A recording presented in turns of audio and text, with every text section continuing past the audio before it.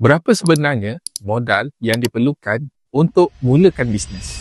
Ramai yang nak buat bisnes, income tambahan, tapi tak mulakan lagi sebab mereka fikir nak bisnes ni perlukan modal yang besar. Nak kena ada stok yang banyak, nak kena ada office dan kena spend iklan beribu-ribu ringgit. Kalau asyik fikir macam tu, memang sampai bila-bila pun kita asyik tengok orang je lah yang berjaya. Sebenarnya, banyak bisnes boleh mula dengan modal yang kecil atau tak ada modal langsung. Contoh paling mudah, affiliate marketing dan dropship. Kebanyakan affiliate marketing dan dropship tak perlukan modal yang besar. Anda hanya perlu daftar, lepas tu promosi. Bila ada orang beli melalui link anda, anda akan dapat commission. Tak perlu simpan stok pun. Tak perlu nak uruskan perhantaran.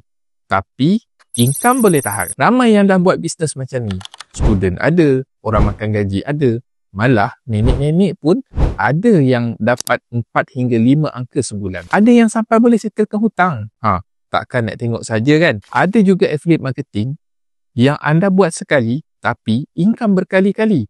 Contohnya adalah jual SIM card ni. Kita jual SIM card satu kali je dengan customer. Tapi customer tu top up tiap-tiap bulan, kita pun dapat commission tiap-tiap bulan. Boleh jadi passive income. Nak buat income tambahan zaman ni sebenarnya dah mudah sangat dah. Modal bukan halangan utama. Apa yang penting adalah mindset kita. Kalau mindset kita asyik fikir kena ada modal besar baru nak mulakan bisnes, sampai bila-bila pun kita takkan buat apa-apa.